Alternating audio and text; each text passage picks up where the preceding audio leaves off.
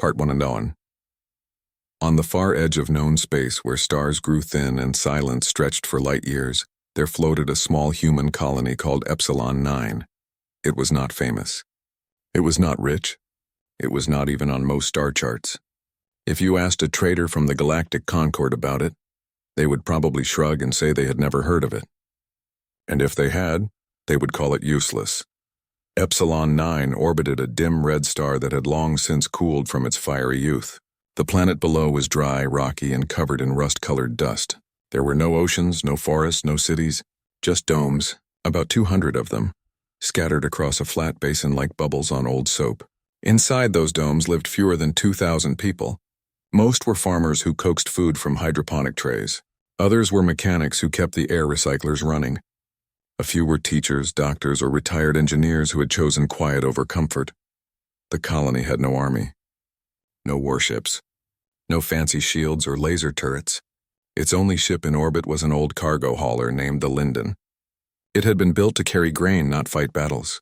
Its hull was patched in a dozen places. Its engines sputtered when cold, and its comms array barely reached the next star system.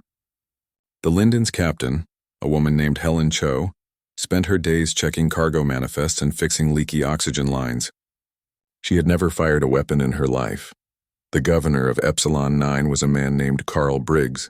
He was in his late 50s with thinning gray hair and hands rough from years of fixing things himself.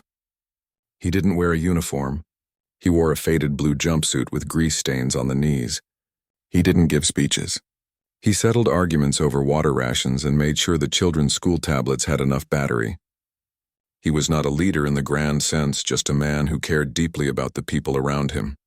Life on Epsilon 9 moved slowly.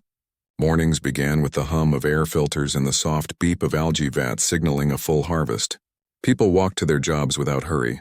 There were no sirens, no alarms, no news feeds shouting about wars or politics. The colony had cut most ties with Earth decades ago, not out of anger but out of distance. Messages took weeks to arrive. By the time Earth replied, the problem was usually already solved. This quiet existence made Epsilon 9 invisible, and in the galaxy, being invisible was often the same as being safe. But that changed on a Tuesday. It started with a flicker in the long-range sensors, tiny, almost missed. Helen Cho was sipping coffee in the Linden's cramped cockpit when the alert pinged. At first she thought it was a glitch. Sensor ghosts were common out here, caused by solar flares or cosmic dust. But then the flicker became a shape, then many shapes. She called Carl Briggs immediately. He arrived at the comms hub 10 minutes later, still wiping engine grease from his fingers. On the main screen, a cluster of dark blips hung just beyond the system's outer edge. They were not human.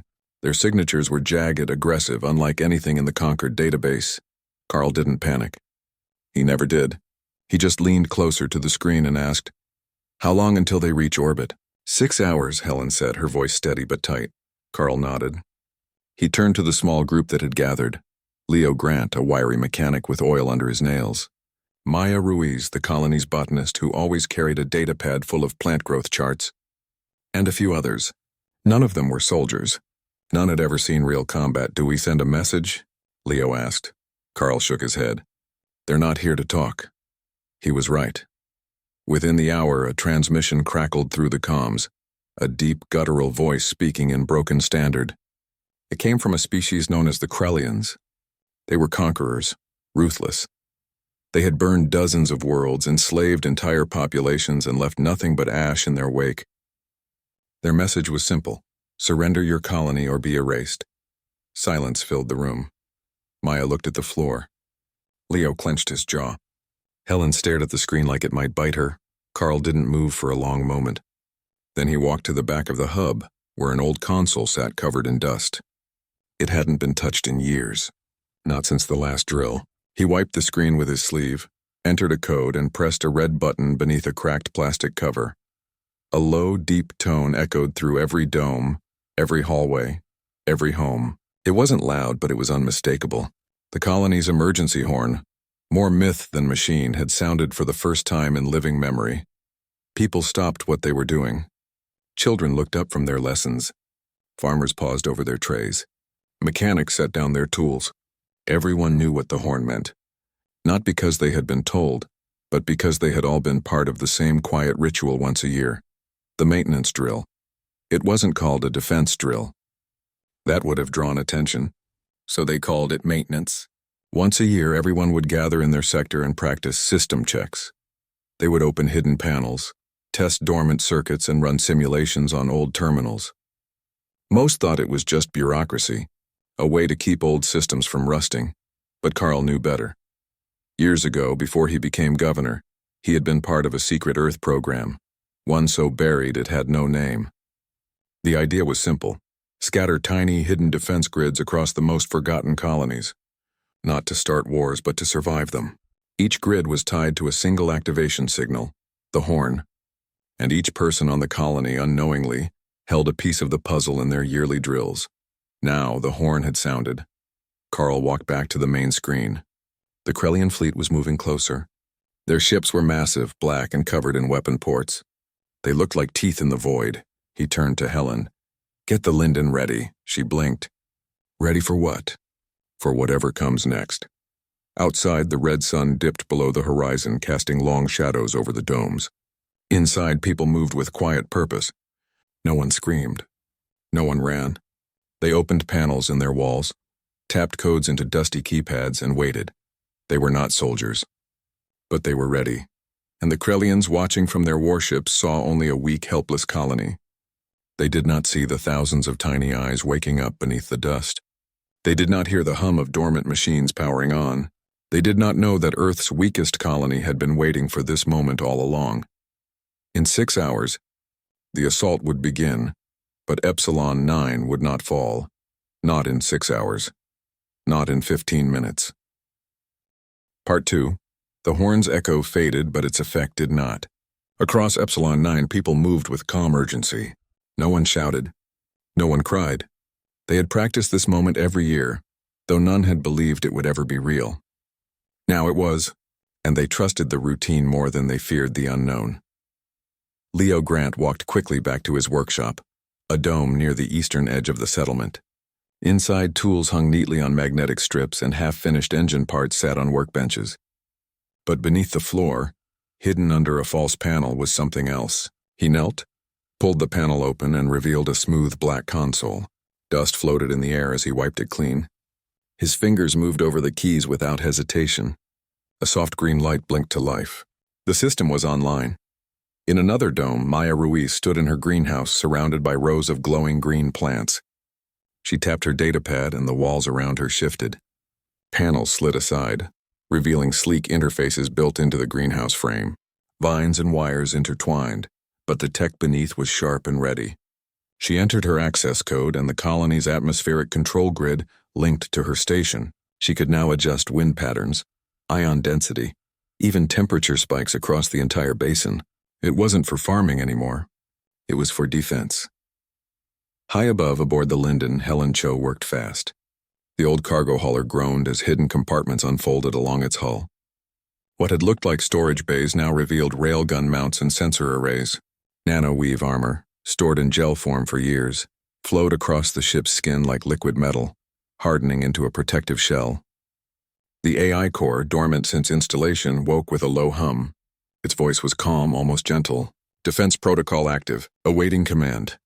Helen sat in the pilot's seat, her hands steady on the controls. She had never flown in combat, but she knew every bolt, every circuit, every backup system on this ship. It was hers. And today it would fight. Back in the comms hub, Carl Briggs monitored everything. Screens flickered with data from every sector. Drone silos were powering up. Power grids were rerouting energy to shield emitters. Water reservoirs were being converted into coolant for laser capacitors. Nothing was wasted. Nothing was random. Every system had a purpose, and every person had a role. The Krellians still thought they were attacking a farming colony. They had no idea that every dome, every greenhouse, every garage was part of a single silent weapon. Carl opened a channel to all residents. His voice was quiet but clear. "Remember your drills. Stay at your stations. Trust the system. And don't stop until it's over." No one replied. They didn't need to. They were already working. Outside, the ground trembled slightly, not from an earthquake, but from the awakening of the drone silos buried deep beneath the surface. Metal doors split open in the dust, and thousands of small black drones rose into the air like a swarm of insects. They hovered for a moment, then scattered in perfect formation, some toward orbit, some along the surface, others into the upper atmosphere. Each was no bigger than a hand, but each carried micro-payloads, EMP charges, signal jammers, thermal lures. The Krellian fleet, now only 2 hours from orbit, began launching dropships. Dozens of them peeled away from the capital vessels, streaking toward the planet like falling knives. Their hulls glowed red from atmospheric friction. Inside, Krellian warriors, tall, armored, and armed with plasma rifles, prepared to storm the surface. They expected little resistance. Maybe a few panicked shots, maybe a surrender broadcast. They did not expect silence. As the first dropship hit the upper atmosphere, the drones struck. It wasn't a single explosion. It was 1,000 tiny disruptions. EMP bursts fried the dropship's navigation. Jamming signals scrambled its comms. Thermal lures pulled its targeting systems off course. The ship wobbled, then spiraled. It never reached the ground. It broke apart 50 kilometers up, scattering debris like ash. The second dropship fared no better. Atmospheric processors, controlled by Maya, released a sudden burst of ionized gas. The air itself became a conductor. Electricity arced across the ship's hull, overloading its power core. It exploded in a flash of blue light. On the Krellian command ship, the admiral growled in confusion. "What is this? Who are these humans?" His sensors showed no large weapons. No fleet, no army. Just a quiet planet and a swarm of bugs. He ordered full bombardment. If they could not land, they would burn the colony from orbit. But as the capital ships turned their main cannons toward Epsilon 9, the Linden moved. Helen didn't wait for orders. She pushed the throttle forward, and the old hauler shot upward faster than it had ever flown. Railguns along its sides fired in rapid sequence, not at the ships, but at their weapon ports. Tiny, high-velocity slugs struck with pinpoint accuracy, jamming turrets before they could fire. The Krellians returned fire, but their shots passed through empty space. The Linden danced between plasma bolts, its AI calculating evasive paths faster than any human could. Helen trusted it completely. She focused on one thing: keeping the fleet distracted long enough for the surface grid to finish its work. Below, Carl watched the energy readings climb. The planetary shield was almost ready. It wasn't a dome of light like in old movies. It was invisible. A web of magnetic fields and charged particles woven from geothermal vents, solar collectors, and recycled reactor cores. It wouldn't stop a direct hit forever, but it would buy time. And time was all they needed. Leo, from his workshop, sent a command. The drone swarm split into 2 groups. One continued harassing the dropships. The other flew straight at the Krellian capital ships. They didn't try to destroy them. They crawled over the hulls, seeking vents, seams, antenna arrays. Once attached, they injected code. Simple, brutal viruses designed to lock systems, drain power, or trigger false alarms. Inside the Krellian ships, chaos spread. Lights flickered. Doors sealed randomly. Weapon systems rebooted mid-cycle. Warriors shouted at consoles that no longer responded. The Admiral slammed his fist on the command console. "This is impossible. They are farmers." But they weren't just farmers. They were engineers, programmers, botanists, mechanics, people who understood systems. And they had turned their entire world into one. Maya adjusted the atmosphere again. This time, she pulled moisture from deep aquifers and released it high above the colony. The sudden humidity mixed with ionized particles, creating a dense electrical storm. Lightning crackled across the sky, not natural but guided. It struck the nearest Krellian dropship like a whip, melting its thrusters. On the ground, children helped too. From their school domes, they used their learning tablets to feed real-time terrain data into the drone network. Their small hands tapped coordinates, marked safe zones, flagged enemy movements. They weren't scared. They were part of the machine. The Krellian admiral finally understood. This wasn't a battle. It was a trap, and his fleet was already inside it. He ordered a retreat, but it was too late. The planetary shield activated fully. A soft hum filled the air, felt more than heard. The sky shimmered for a split second, then returned to normal. But when the Krellian cannons fired again, their blasts dissipated harmlessly against the invisible barrier. Helen, still in orbit, watched the enemy ships turn to flee. She didn't chase them. She just held position, the Linden humming beside her like a guard dog. Back on the surface, Carl exhaled. The first wave was over. The colony stood, not because of weapons or warriors, but because of preparation, trust, and quiet determination. No one cheered. No one celebrated. They simply returned to their stations, ready for the next move, because they knew the Krellians might come back, and if they did, Epsilon 9 would be waiting. By 3, the Krellian fleet did not retreat. Not yet. Their admiral, proud and furious, refused to believe that a colony of farmers had stopped his warships. He ordered a second wave, bigger, faster, angrier. This time they would not land gently. They would break the sky open and pour fire onto the surface until nothing moved. At 08:03 local time, the first new dropship tore through the upper atmosphere. It was larger than the others, armored with layered plating and bristling with weapons. Inside, elite Krellian shock troops stood ready, their eyes fixed on the planet below. They expected resistance. They got something else. Before the dropship could stabilize, a storm of micro-drones hit it from all sides. These were not the same as before. These carried shaped charges, tiny, focused explosives designed to punch through weak points. They struck the ship's thruster vents, its sensor arrays, its landing gear. Metal screamed as joints buckled. The dropship tilted, then spun wildly. It never reached the ground. At 8:05, it exploded in a ball of orange flame, scattering burning debris across the upper sky. The second dropship tried to adjust. It flew lower, hugging the terrain, hoping to avoid the drones. But Maya Ruiz had already rerouted the colony's weather grid. She triggered a sudden downdraft over the eastern flats, a wall of wind so strong it flipped the ship sideways. As it struggled to correct, drones swarmed its underbelly, disabling its repulsor lifts. It crashed into a dry riverbed and broke apart on impact. No survivors crawled from the wreckage. On the Krellian command ship, alarms blared. The admiral roared at his officers. Target their power sources. Find their reactors. But Epsilon 9 had no central reactor. Its power came from dozens of small buried units, solar taps, geothermal wells, kinetic harvesters buried in the dust. There was no single point to destroy. The colony was built to survive, not to shine. Meanwhile, the Linden held its position in low orbit.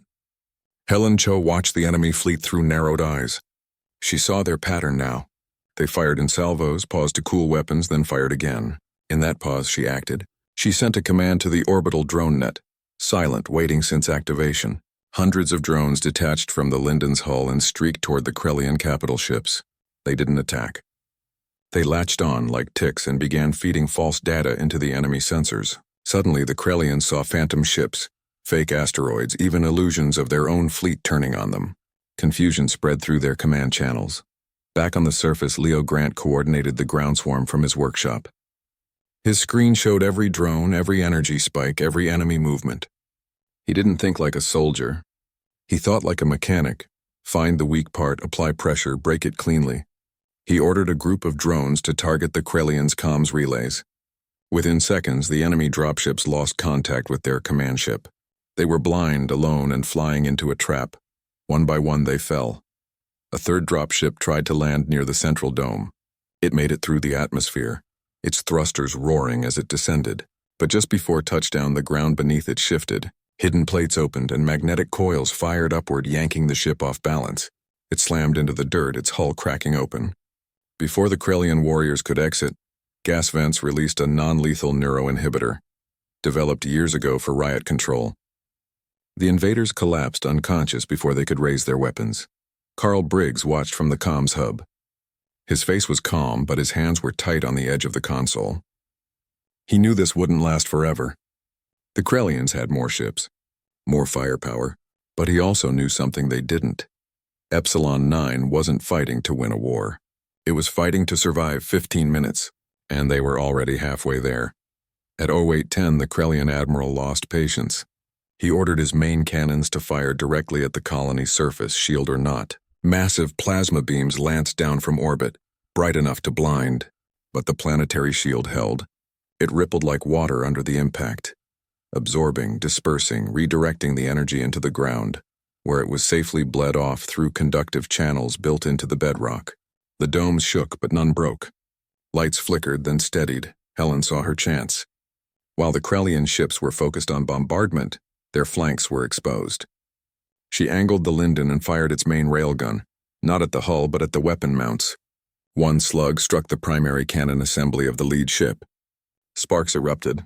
The cannon overheated and detonated, tearing a hole in the Krellian vessel's side. The admiral finally understood. This was not a battle he could win with force. Every move he made was countered before it landed. Every advantage he thought he had was already neutralized. His warriors were falling. His ships were damaged. His pride was bleeding. At 0816, he gave the order to withdraw. But Epsilon 9 wasn't done. As the Krellian fleet turned to flee, the drone swarm launched its final phase. They didn't chase. They waited.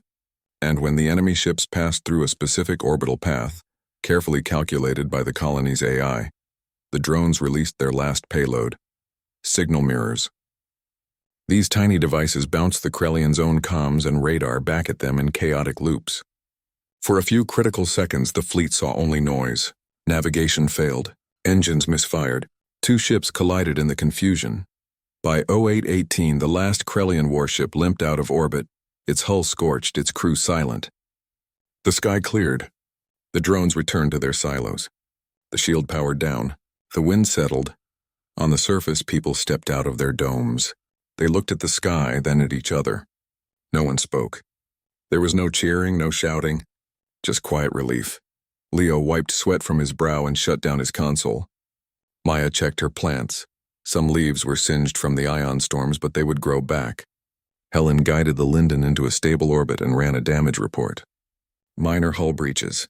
2 drones lost. Everything else functional. Carl walked outside and stood in the red dust. He looked up at the stars, knowing the Krellians would tell others what happened here. They would say a ghost colony destroyed their fleet. They would say humans were not to be underestimated.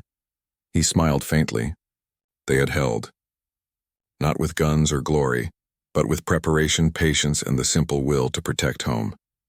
15 minutes had passed, and Earth's weakest colony had won. Part 4. 3 days after the battle, the sky over Epsilon 9 was clear again. The red sun rose and set as it always had. The dust settled. The domes hummed with the quiet rhythm of daily life. Outside, farmers returned to their hydroponic trays. Mechanics patched minor damage to surface vehicles.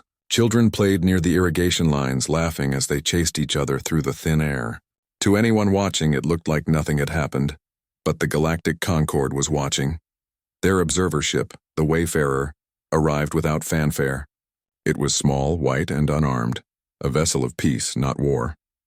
It hovered in high orbit for hours, scanning, recording, analyzing. When it finally sent a shuttle down, only 2 envoys stepped out.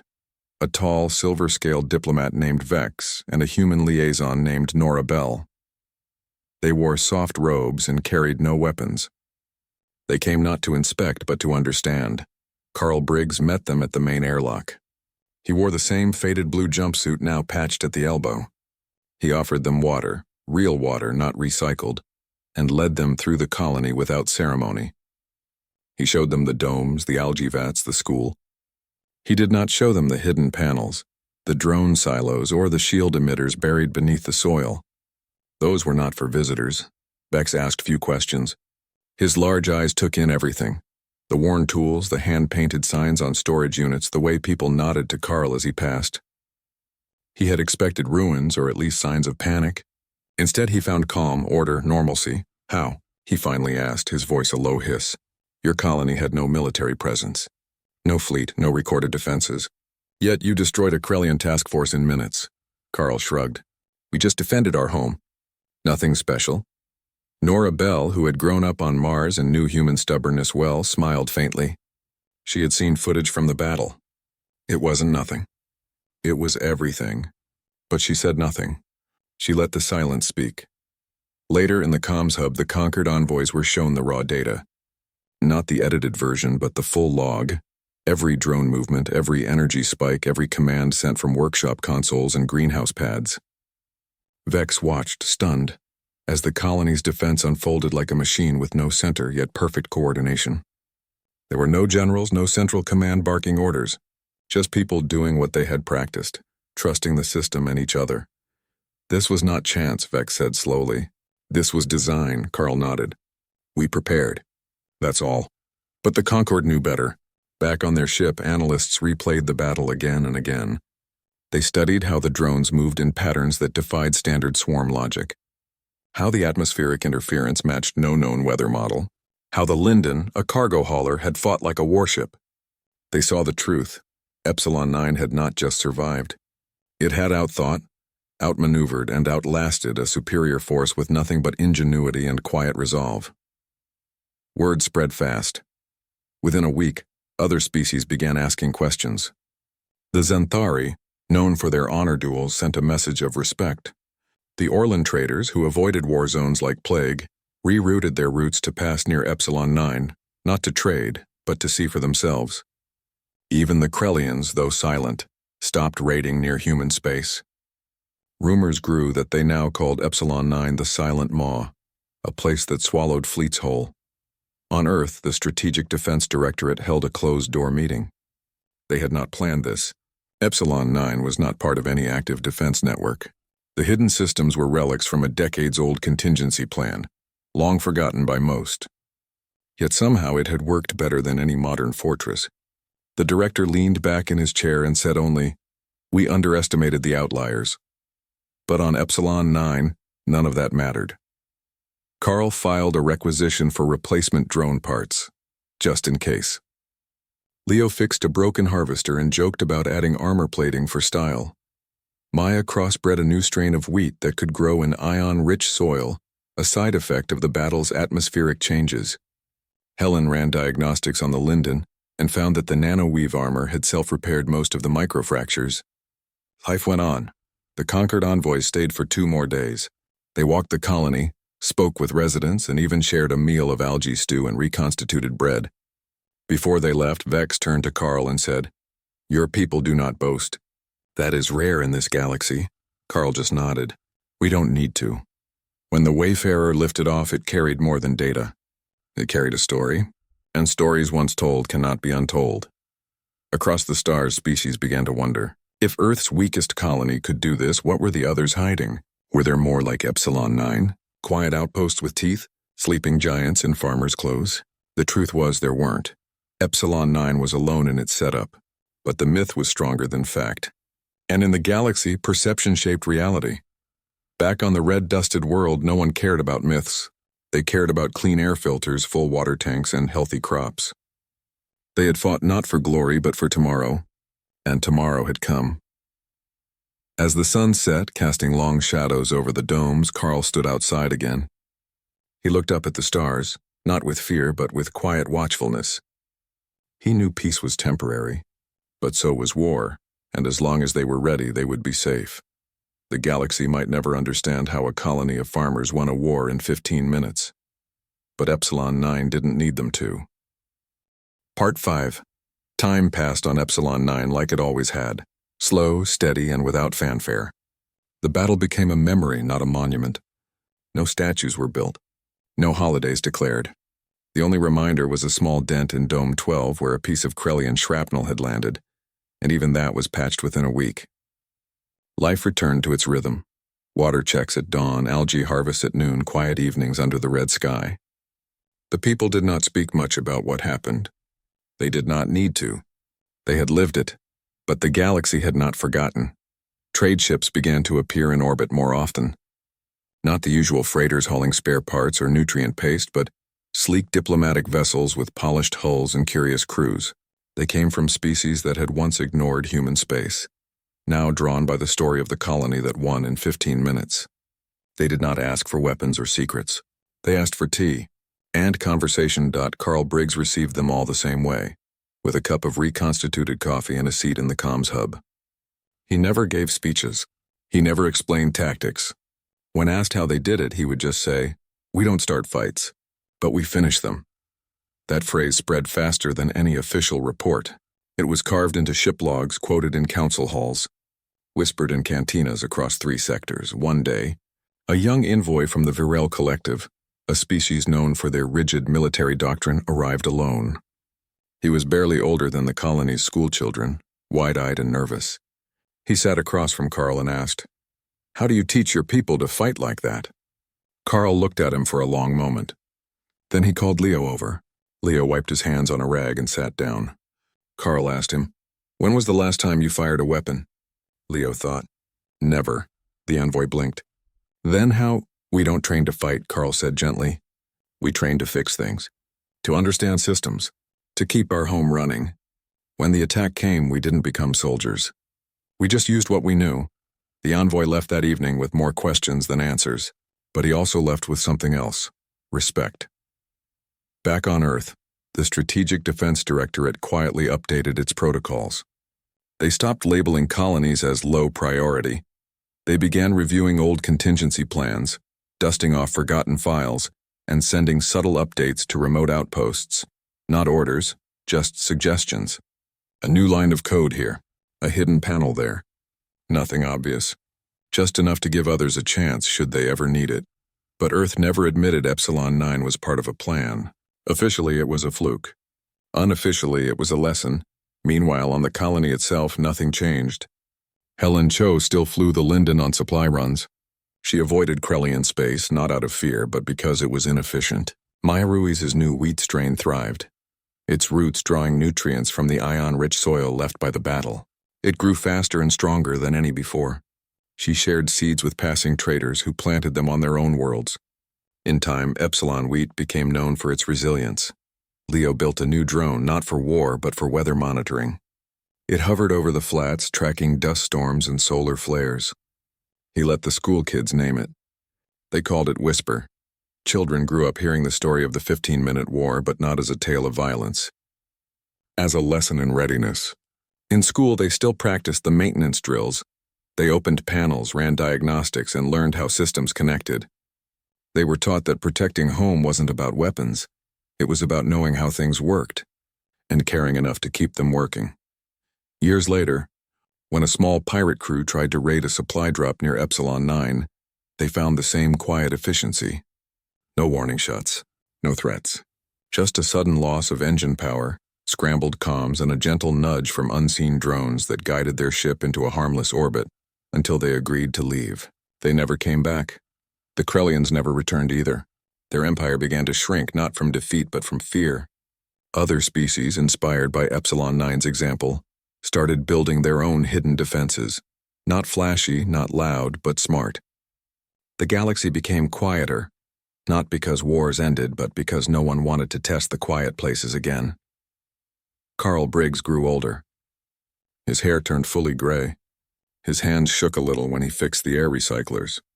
But he still walked the domes every morning, checking on crops, chatting with neighbors, making sure the colony hummed along. He never called himself a hero. He was just a man who loved his home. One evening, as he sat outside watching the stars, Helen joined him. She handed him a cup of coffee. They sat in silence for a while. "You think they'll ever understand?" she asked. "Who?" "The rest of the galaxy," Carl smiled. "They don't need to. We do." And that was enough. Epsilon 9 remained on the edge of the map, small and unremarkable to those who only looked at data. But to those who knew the truth, it was a warning wrapped in peace, a fortress dressed as a farm, a whisper that carried more weight than a shout. The story of Earth's weakest colony spread not through broadcasts or banners, but through actions. Through the way human outposts began to hold their ground without drama, through the quiet confidence in every handshake, every trade deal, every border crossing. Humanity did not boast. They did not threaten. They simply lived and made it clear that anyone who disturbed that peace would find more than they bargained for.